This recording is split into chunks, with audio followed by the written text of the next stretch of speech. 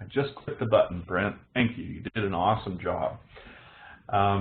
Today's webinar, we're going to talk about cybersecurity. And apparently this is something that is on people's minds.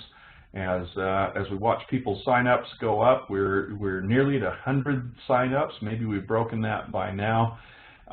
Anyway, we have a lot of people that are concerned about this. And as I researched this particular topic, what I found is we should probably be much more concerned than we already are about this subject. Many leaders at the national level, leaders in the know, have said that we would be terrified if we knew how precarious a situation we're in as it comes to cybersecurity, and what that could really mean for our country, for our economy, and for each of our personal lives. It's a big subject, and it's one that is scary for many of us that are maybe not technological experts. It's just kind of a scary thing that's out there. Well, let's dive in and talk about this. First, I'm going to admit that I am not a tech genius. Just ask our IT guy here. Ask Brady, and he'll tell you, nope, he is not a tech genius. However, I am a risk manager, and as a risk manager, we take whatever the risk is that we are presented with, and we come up with ways, policies, programs, whatever it may be, techniques to address the risk and prevent it. We work to combat it if it does happen, and we have systems in place to fix it if we have a problem. Before we dive in, though, I kind of want to do a quick poll. Actually, it's not going to be quite so quick. I've got a couple of polls, but I kind of like to get your take on a few of these questions. So if you'll watch on your screen, it probably should pop up. Brent and Doug, if it doesn't, let me know, but the poll should pop up. It's going to ask, when was the last time you changed your password? For some reason, it is not automatically updating on mine. So there's 3 questions in this first poll. When was the last time you updated your password? Look at your phone. Are all of, I can't see the whole question. There we go. Are all your apps and your OS up to date? Are they current? Third question, who's responsible for data and technology security at your organization? And then the answer is there. Let's see how we do. We'll go until we've got about half. There we go. We've got a fair group. So let's talk about that. Let's talk about that first question. When was the last time you changed your password? Looked like about 25% within the last month, 25% within the last year, about 13% within the last week, and 7% don't have a clue when the last time they changed that password was. Okay?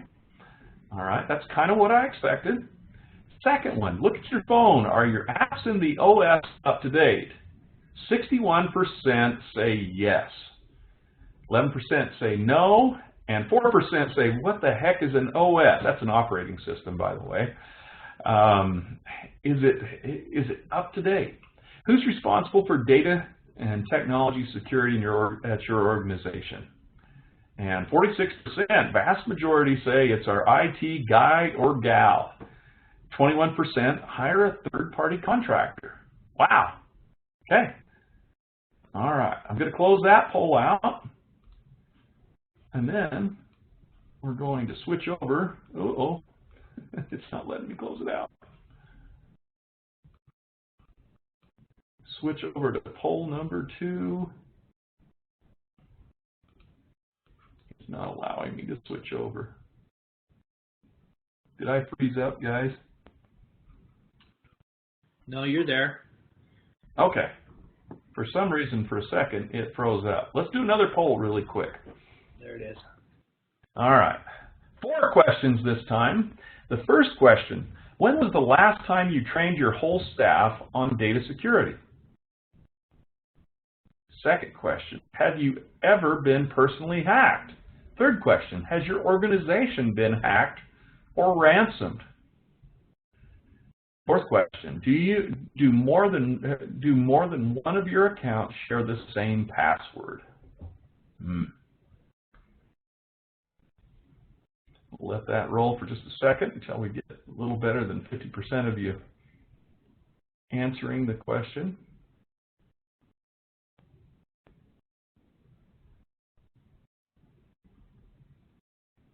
All right. Well, we've got a pretty good representation on the first question. When was the last time you trained your whole staff on data security? I'm pretty impressed that 15% have done this within the last 6 months, 11% within the last year, 15% within the last 3 years. I'm quite impressed with that. The last answer, 37% say I plead the fifth on that. We don't want to admit that maybe we haven't ever done that training. Okay, I'm actually quite impressed with a group that's done that. Have you ever been personally hacked? Wow, 28% yes, they have. 51% have not. Has your organization been hacked, ransomed, hacked, or otherwise attacked or ransomed? 16% are not sure, which is what I kind of suspected, is maybe we wouldn't know. 25% say yes, 37% say no. And the last question, do more than one of your accounts share the same password? 60% said yes, that's pretty much what I expected on that one. 61% said yes, 16% say no, and then a few say, you know what, enough questions already. Okay, so I'm going to close those out. Brent, Doug, what do you think about those responses? About what's expected, but there's obviously security concerns for all of us, right? Yeah, absolutely. And you know, that is exactly about what I expected that we would find. So let's go through and talk about this. Coming from years ago, do you remember, I don't know if the audio comes through on this. It hasn't been that long ago when we had Wargames, when Matthew Broderick was playing a game with thermonuclear warfare, and now it really is a reality. We have. It's been a long time, Jason. It has been a long time. When was that, Doug? That had to be in the 80s, bro. That's like. It was in the 80s. That wasn't that long ago, was it? Okay, yeah. Well, we've come a long way in not very much time, and unfortunately, we've come a bad way in many cases. We have a giant crime ring around the world. We have about 1 billion websites that are out there. That's what we call a target-rich environment. Bad guys looking to do bad things can find that. Corey from up in Cache County says Wargames 1983. Wow, was it really that long ago? I thought it was towards the end of the 80s, but yeah, that was that was big stuff at that time. About $80 billion a year losses related to cyber crimes, and those are just the ones that are really captured. About 100 million Americans have been hacked. We look at who the victims are. Giant retailers, we've all seen that, and we've probably. Corey says I am that old. Corey, that's not nice at all. We have we've seen the giant retailers, the Home Depots, the Targets, and various other retailers that have been hacked, and we've lost personal identifying information, credit card information, and we may have each received a letter from them that says, sorry, we lost your information. We're going to give you a year of free credit monitoring. to make sure that something doesn't happen. But I'm here to tell you that, you know, we had a lot of people say, I haven't been hacked. I think most all of us have been hacked in one way or another. Giant insurers have been attacked. Anthem is the largest health insurer in the country. They lost 80 million health records. Even the federal government, the Office of Personnel Management, lost about 23 million records of federal employees. Doug, who's involved in those 23 million federal employees? Where this is basically the HR records for the federal government. Well, military. Military? Spies? Yeah. we lost information that could potentially expose our intelligence agents, military people, and put them at risk for blackmail and a variety of other attacks on them. This was a big deal. We all saw Sony, when the crypto locker virus came out, locked up Sony. And you know, when your PlayStation doesn't work, that's a big deal. But it went a lot beyond that. I attended a cybersecurity conference recently, and one of the speakers had been at Sony when this happened, when the crypto locker came out, and he told stories about what happened. And what many of us don't realize is that everything locked up at Sony. It wasn't just their forward-facing out towards the public. It was internal. They couldn't make payroll. They couldn't print checks.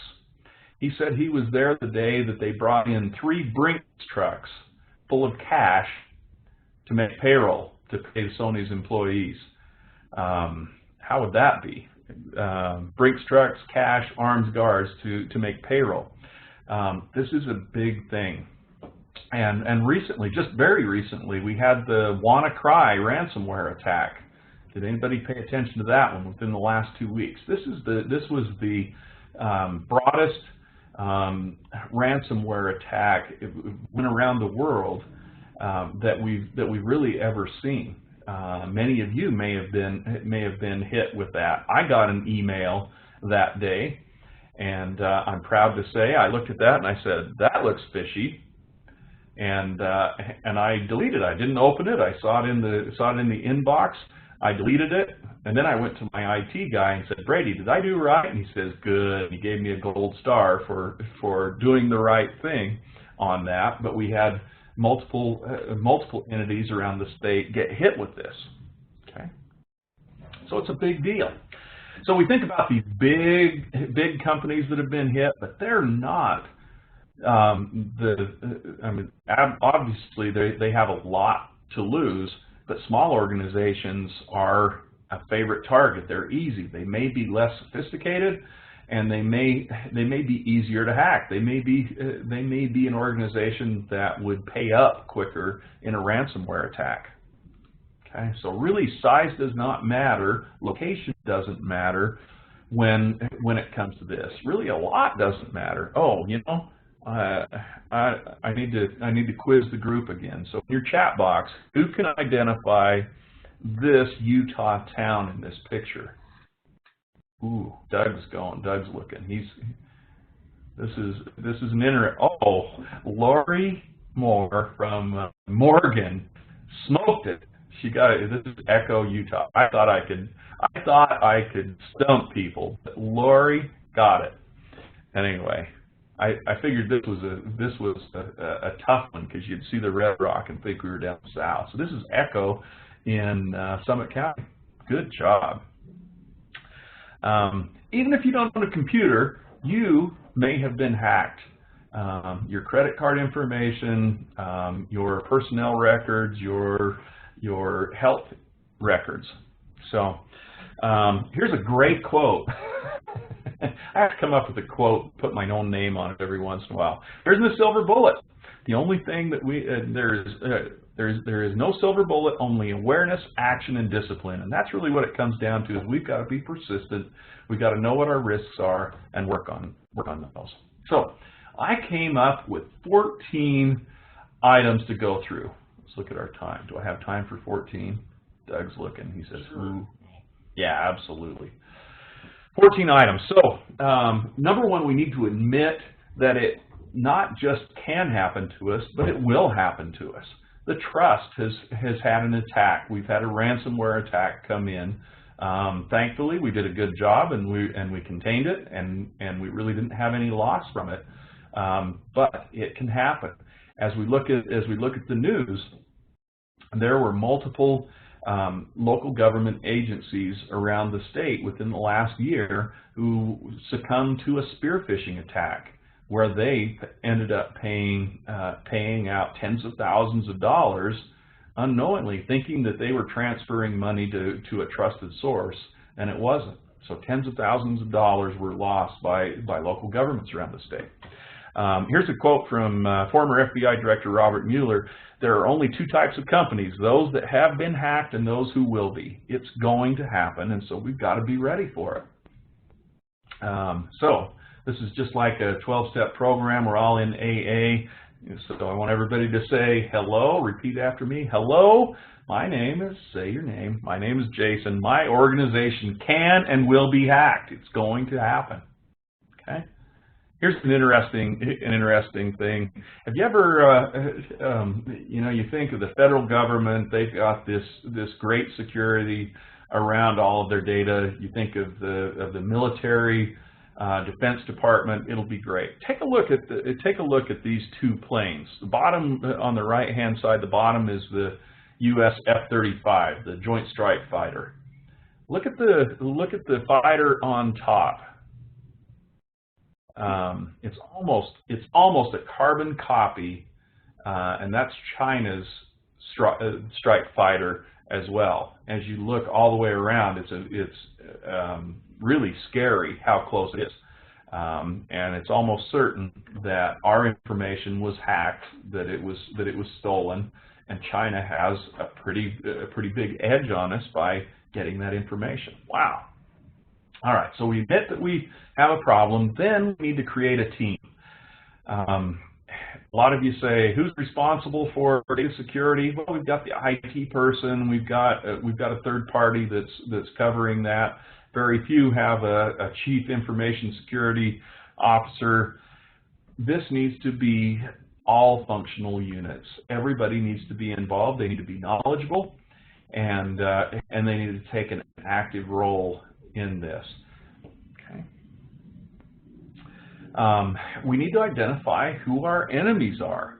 Are there people who have an axe to grind against our organization? We say, no, everybody loves us, right? Everybody loves City Hall, everybody loves the county, everybody loves the water district, or whatever service you're providing. But what happens if something goes wrong in our community? One of the major examples was Ferguson.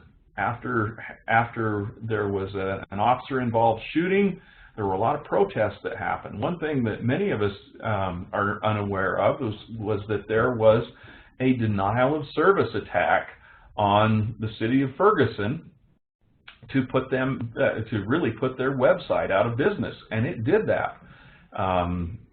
If somebody has an axe to grind against our organization, can they hack us? Can they shut down our websites? There's a lot of things. Who wants to steal from us? Well, anybody that can come up with a good way to get it may decide to steal from you. Is there an organization or a person that could stumble upon your website or some way to get into your systems and cause problems? How do you become a hacker? A lot of the times these people are just curious people. They start, hey, can I get into somewhere? I'd like to, a high school kid, can I change my grades? Is there a way that I can get in and make my grades look a little bit better? And once they get in, what do they do when they're there? Well, then that just comes up to personal ethics and responsibility. Okay. All right. So enemies, we need to know who they are. Sometimes they're just hobbyists. They're people that are just messing around. There are terrorists look for opportunities to exploit our weaknesses to cause problems. They're state actors. There's a lot of talk about Russia and China, and North Korea is one of the really strong strong state actors when it comes to cyber warfare. There are also people called hacktivists. What's a hacktivist? Doug, what do you think a hacktivist is? Someone who hacks to promote their agenda. Yeah. So at the Ferguson, they would try to hack into the city, especially the police department's servers, to promote their agenda. Sometimes they'll take over a website and just put up something that they believe in. Okay. There are also cyber criminals.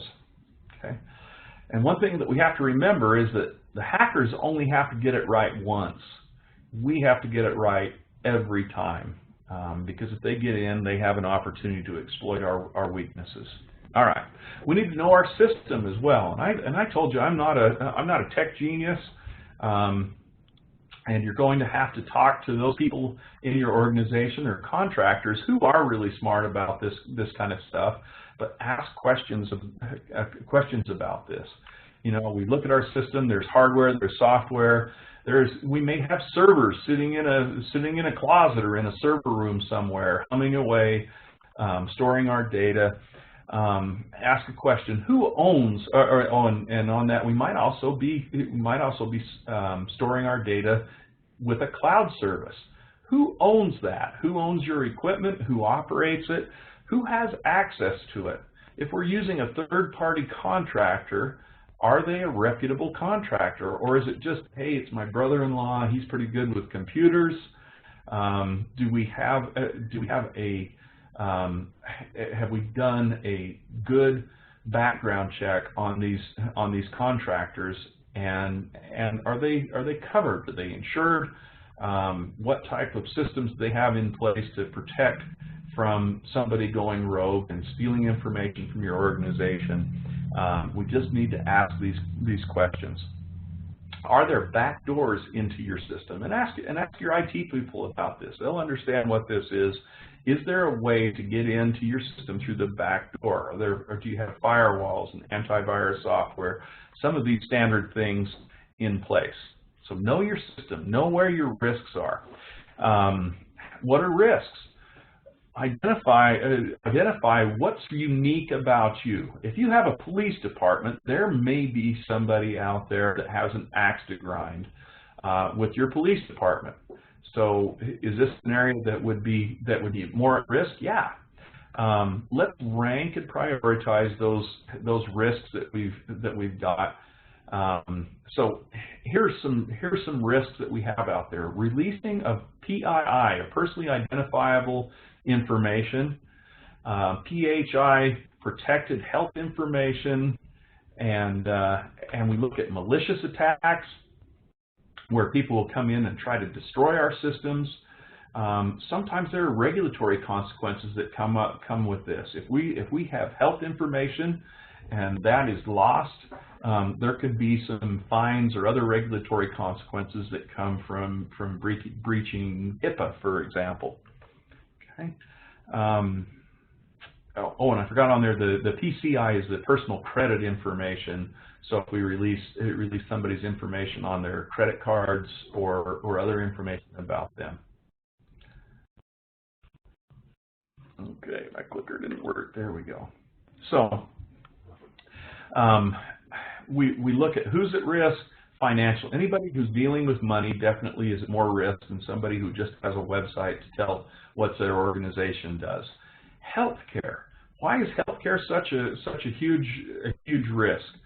Interesting statistics on this. If your information is hacked and it's placed out on the dark web, that's what happens many times as information is stolen, is it's put out for sale on the dark web, where people can go and purchase that, and maybe they get your credit card number and your name, information enough that they can make fraudulent purchases on that. You know how much money your credit card information or other personal information is worth, it's about $2 for credit card or personally identifying information. Healthcare information, though, personal health information, is worth anywhere from $50 to $500. Why do you think that would be, Brent and Doug? Why would that be more valuable than credit card information? So that people can try and, I don't know, bill your insurance company, false claims, maybe you go against care or stuff like that. I don't know. Absolutely, and that's exactly what we're talking about. It's insurance fraud. People go and get services under your name. There have been people who have gone to donate blood, and they've been turned away from donating blood because it pops up on there, hey, you've got hepatitis, you can't donate blood. No, I don't. What are you talking about? Well, and they look a little deeper into it, and it turns out that somebody else has been using their name, their health information, maybe their insurance, and have had a lab procedure that pops up positive for hepatitis, and they get flagged, so they can't do that. We've seen situations where people have actually been able to hack into a hospital's information or hospital's network and make a change in the titration on somebody's IV. How terrifying is that? Somebody could actually kill you by hacking into the information and making a change like that. There have been lab results that have been changed. This is a big scenario.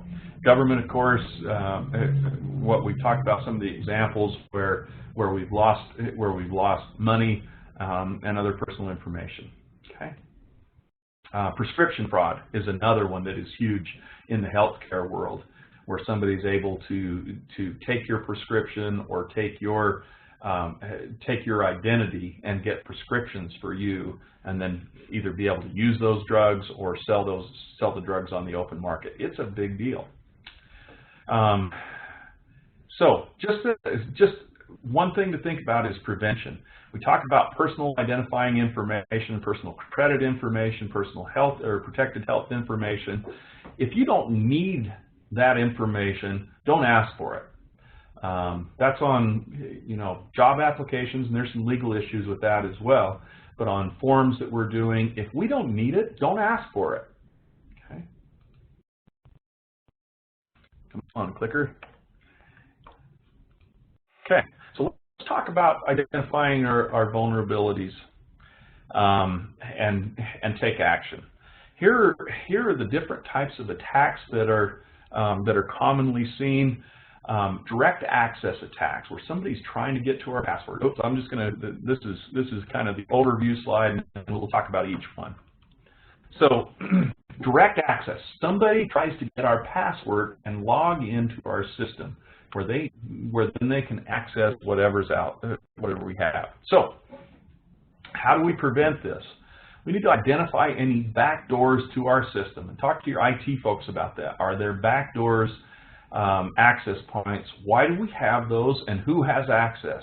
Is there a contractor that has access to that? Do we have a policy in place when somebody with access to our system terminates for our employment? If they don't work there anymore, if they're an automatic system where we change passwords and prevent them from getting back into our system. Your system is only as good as your password, so we need to make sure that we're changing those often. Don't duplicate those passwords. I know this hurts because it hurts me just as much. Don't use the same password for different networks, different logins that you have, because if somebody can hack one of those, they may be able to get into all of your different logins. Limit the number of failed logins. If somebody messes up enough times, make it so they have to go in and reset, that somebody has to reset the system.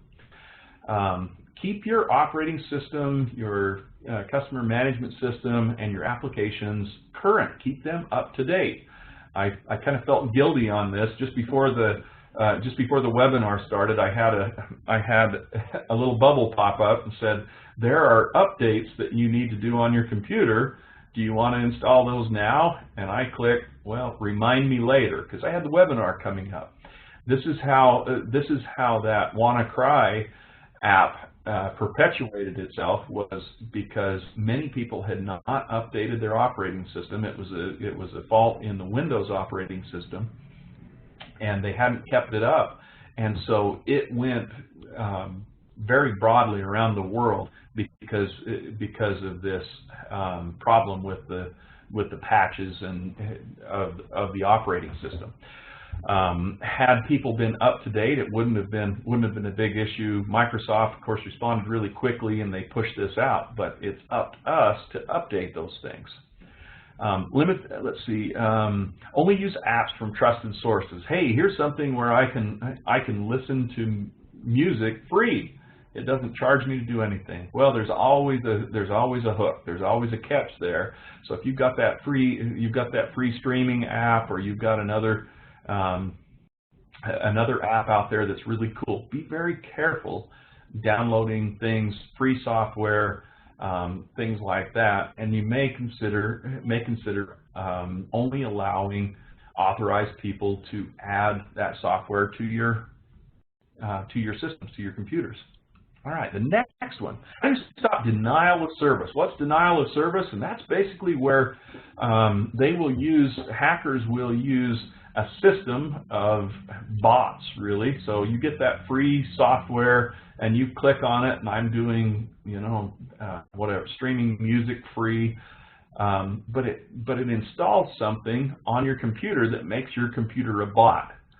And that happens all around the world, to the point where you may have thousands or tens of thousands or hundreds of thousands of computers that are bots. And when the hacker decides it's time to attack a certain website, a certain server, they'll activate all of these bots and they try to open the website over and over and over again. And when you have that happening, it can crash your servers, can cause some major issues with your website being able to function. Okay, well, how do we handle that? Number one, bandwidth is really important. If you've got very limited bandwidth and you're running your website locally, you can easily be shut down. Your servers, you should really spread the load of access.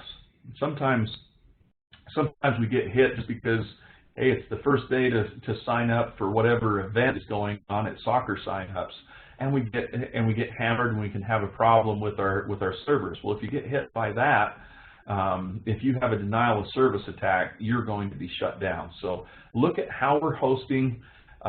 If you're using servers, or do we spread the load to the service, and do we have enough bandwidth? All right, the next one. How do we stop spoofing? What is spoofing? You know what that is.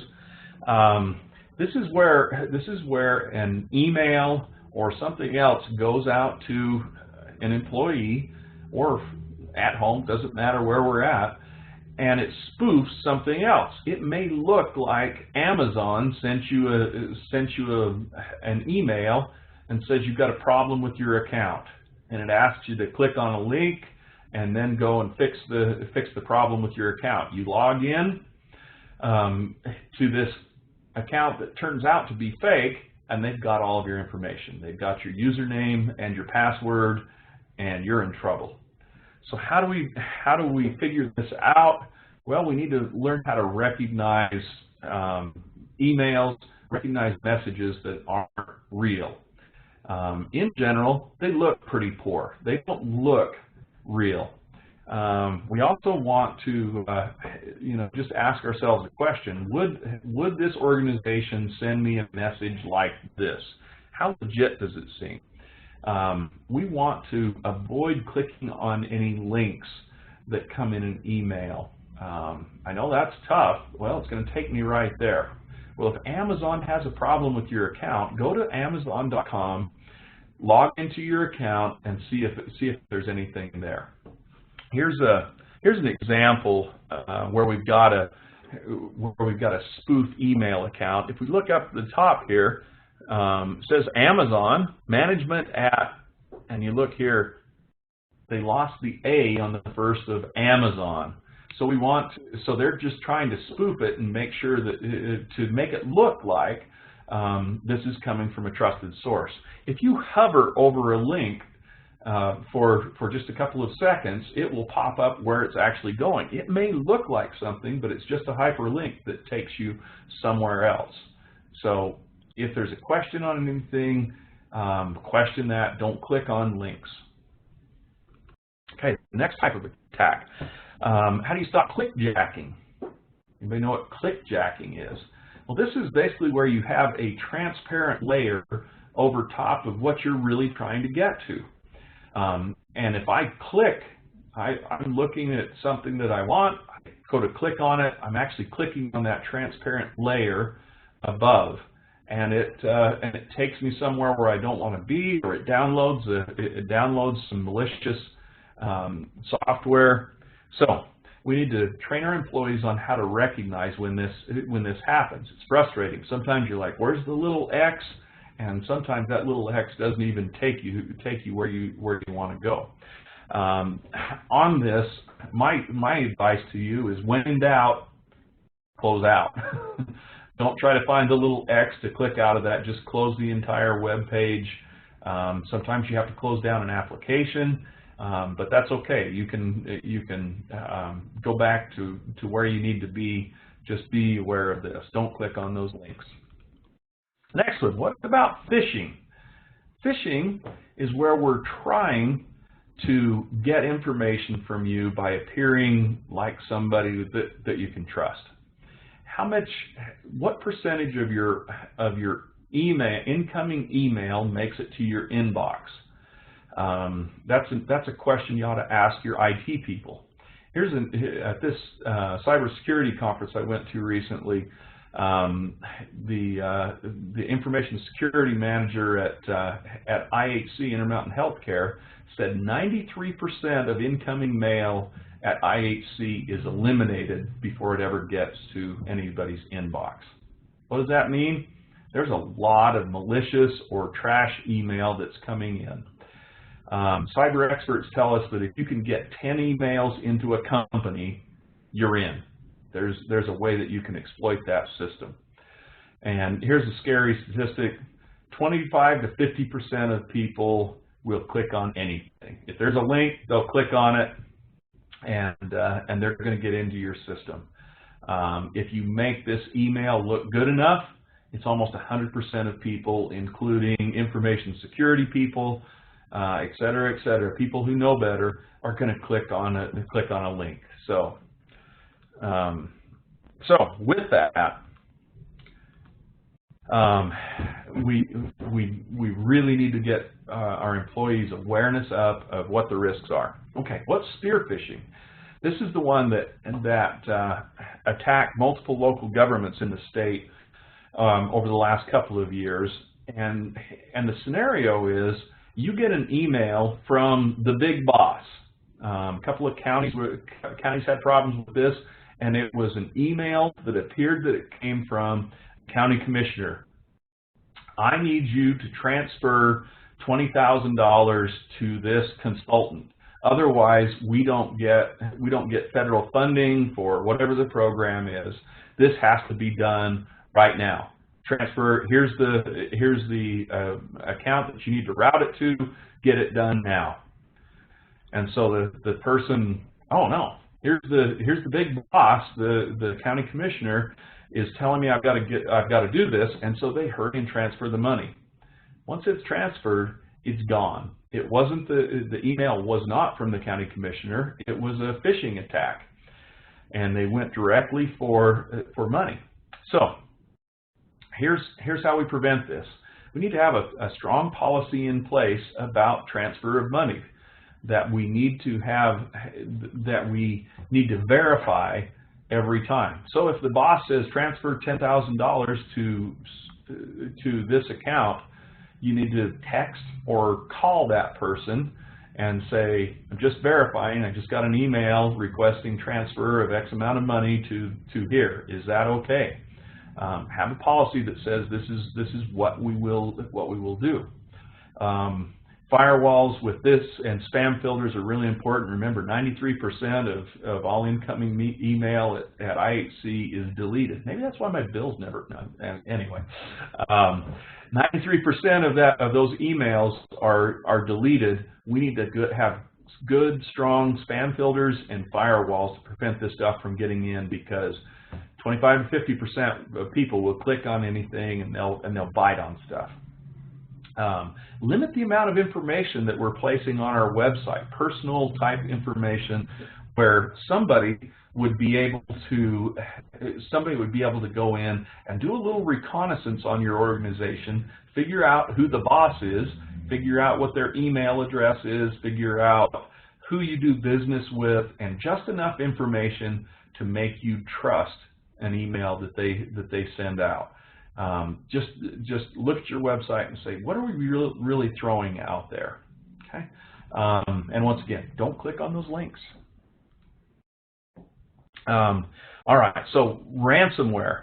This is what the recent WannaCry attack was all about, and this is where an organization will hack into your account and encrypt all of your information, and then send you a little notice that says, if you want your data back, you need to give us $300 or $2,000, or we'll delete all of your information by such and such a time. And it's generally a fairly tight timeline, so it's hard to respond to. What do you do in these situations? Well, it's tough once it's happened. We've had a ransomware attack here at the Trust, and where an employee clicked on a link, and it started a process. We were able to limit that. We didn't lose any data. We had backups. We had our network partitioned, so it couldn't go beyond a certain point. But nonetheless, it happened, and it can happen to anybody. It's important that we do things like that. We look at our servers and only allow access to people who need access to various parts. Let's partition that so it can't go through and attack all of our systems. Backups are essential, and dividing out where we're having redundant systems for backups. So if we do get hacked, if we do get our data encrypted, we've got a recent backup, so we can restore that. Some of these systems, ransomware attacks will really worm all the way through all of our servers if they're connected. So talk to your IT people about this. What do we have in place to protect ransomware attacks? When this happens, if it does happen to you, you need to get help on it, and get some professionals in there. There are people that can help deal with this scenario, but we want to talk to them prior to the problem happening. I had one other point and I lost it. I'll remember in just a second. So once again, is there a theme here? Don't click on. Stay clear of these attacks and ask questions. Train. All right, number 6, and I've got 14. Doug, I think you were off. You thought I'd get done in time. You need to go faster, Jason. I know. There was so much stuff on that. Build a plan. We need to outline who's responsible for what. Address our vulnerabilities. Put systems in place. What are the steps that we do after a hack? Who do we call? Make sure that we set up a contract with services to help us in the event of a hack. The problem is, once we've been hacked, these contractors can ask whatever price they want because our data is hanging out there, and we're in trouble. So negotiate those services ahead of time. Physical security. Many of these hacks happen because people forget their laptop in a taxi or at a restaurant, or they set their phone down and people are able to access our systems. So we need to control our devices. We want to standardize those devices as well, so it makes it easier for us to lock those down. Don't allow people to use personal phones for access to your servers. Really have a tough conversation about that. Who do we allow to have access, and under what conditions? Control access to your systems. Public access to your Wi-Fi. One of the big concerns that IT people have told me as they look at some of our local governments is we may have just a home Wi-Fi router that we're using for wireless at the city hall or at the district, and these IT folks say that is well beyond. We shouldn't be using that simple technology. We need much more secure routers if we're going to provide Wi-Fi access. Other things, disks and thumb drives, think about how those are used. Here's the example. If employees are walking down the hallway or around your facility and they see this CD sitting there that says payroll salary information, do you think they'll pick it up? You think they'll pop that into a CD drive to see what's on there? There's a pretty good chance that they're going to be curious enough to put that in. Well, people with nefarious intent will drop disks like this or thumb drives around your facilities, and they have malware attached in there. There may not be any data involved in there, but once you put it in, you've opened up your system to access. Virtual security, we talked about this. I think I covered all of these things. Testing our system is important. Training. Everybody needs to be trained. Doesn't matter what their job title is. If they have a smartphone, they may open your system up to access by bad people. And it needs to be regular training because it's easy to forget this stuff. All right, contractors. If we're using outside contractors to help with our data, anybody that would have access to our systems, they need to be reputable. They need to be verified. And ask yourself, who has access to our system? Keep a list of those people. And if this contractor doesn't work for us anymore, we need to change their ability to access our system. And we also ought to do testing periodically. See who's going to click on that bad link. Have your IT folks send out an email or one way or another. Test your people to see what percentage, to see who clicks on it, and then follow up with retraining based on the results. As far as coverage goes, with the trust as part of your property coverage with the trust, we do have cyber coverage. And I've already blown my time, but on this subject, talk to your account executive on that about how the cyber coverage works. It's a great coverage that we provide, and definitely talk to your account executives on that coverage. Getting connected. Hackers work together, so should we. So don't be afraid to share if you have a problem. There are resources out there that can provide information and share what's happening so the other guy doesn't get caught, and we can learn from that as well. So there are a lot of resources. InfraGard is a public-private partnership between the FBI and the information community that's out there. They share information and come up with solutions as well.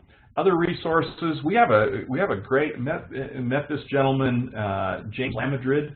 He's with the FBI Cyber Crimes Division out of Salt Lake City, and this guy is smart. He really knows his stuff. He said he was okay with me sharing his email address. If you have questions, you can email him.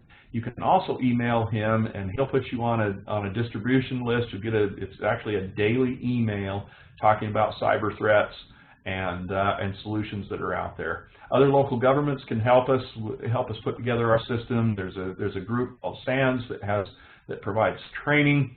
Utah Technology Center and the Salt Lake Chamber of Commerce all provide good information to help us build our cybersecurity systems. There's a few websites, and I can send this information out as well as part of your when we send out the notice that the recording is available. Okay, to wrap up, we need to embrace the reality that we can and will be hacked, and it's going to happen, so we need to be prepared. We need to own our responsibility, and that goes throughout all of our organization. Everybody needs to be trained. Everybody needs to participate in trying to prevent this problem from happening. So we plan and we take action when that is needed, and then do it all over and over again so we don't miss something. Just looking at the chat, I don't see anything there. How about the Q&A, guys? I've got to there are some questions for Jason in the Q&A. Okay, let me switch out of here so I can see. Or can you see those? Can you let me know? Yeah, do you want me to read them? Sure. It says most people read some of their personal emails at work. Should it be a policy to have employees read their personal emails through their phones rather than through the company's network? Yeah, that's a really good question, and I think there's a good argument to be made on both sides of that. I will say one thing to start with: you should have 2 email accounts, at least 2. Have a personal email and a work email. And keep those things separate. We can see through, national politicians that can get us into a lot of trouble. But on a personal basis, our information, if we're sharing or if we're using our work email accounts for private conversations, we have to remember that those are grandma requestable. That's a public record, and so we have to be careful of that. Should we have employees only check personal emails on their phones? That's definitely a better way to go about it. If you're doing it through a website, I'll say have the conversation with your IT department. You can do it securely, but it does expose you to more risk. Okay, Brent? Okay, next one. If a company does a lot of wires and banking daily, the company should have a computer dedicated only for banking business. No web surfing, reading of emails, etc. should be allowed on that computer. So that's that sounds like a great control to have in place. But I will point out, though, that just because that one computer is kept free from that doesn't mean that it can't be affected if it's on the same network as everything else. So yeah, I think that's a good plan, but it's not necessarily 100% foolproof. Anything else, Brent? One more question. Some of us municipalities use companies like Express Bill Pay to take utility payments. Should we ask them about their computer security and even ask them to be named as an additional insured on their cyber liability policy? Yeah, that would be a great step, and a good point is, as we talk about contractors, that is an example of one that could really expose us to personal information loss. Absolutely, just exactly like you said. Do some homework, verify who they are, ask about their policies, and then ask for that additional insured and a certificate of insurance for their cyber liability. Perfect. I don't know who said that, but they were good. Good job, Gary. All right. Was that Gary LeCheminow again? Yep. Was it? Wow, he's hitting them out of the park today. He's doing really well. Any other questions? That's all I see. Awesome. Folks, I know this is a giant subject, and as I prepared this presentation, I looked at it and I said, I could go on if we really dove into this. I mean, it's easy, a full day presentation, and that doesn't even scratch the surface. So this is more of a starting point. To give us some action items, some questions to ask our IT people. If we've got contractors, some follow up, and to really set some goals about training and getting our people up to snuff, so we identify the risk and take action. It's a scary thing when we look at it, but if we're not taking action, then we are exposed and we will get hit. So let's take the action, do a good job, and then, you know, similar to us, when we had a ransomware attack, it hit one computer, and it was isolated that area. We had no data loss, and we say, yeah, it stinks that we had something get through, that we had somebody click on something they shouldn't, but that's the reality of what's going to happen, and we were able to handle it because we had a pretty well thought out program and robust systems in place to protect us. So that's where we want to be, because it is going to happen. Thank you very much. Brent, Doug, you got anything to add? Good job, Jason. I'll call that you made it. You got through it. It's under an hour. I was 45 minutes when I sent it out. It's under an hour, but we're pretty close. All right, Brett, anything? Nothing else. Great job. Okay, thanks, folks. I appreciate it. Have a safe day. If you got any questions, give us a call or an email. We will we'll get this recording posted up on our website as soon as we can, and you can share that with others. And let's keep the discussion going. Thanks so much. Have a safe day.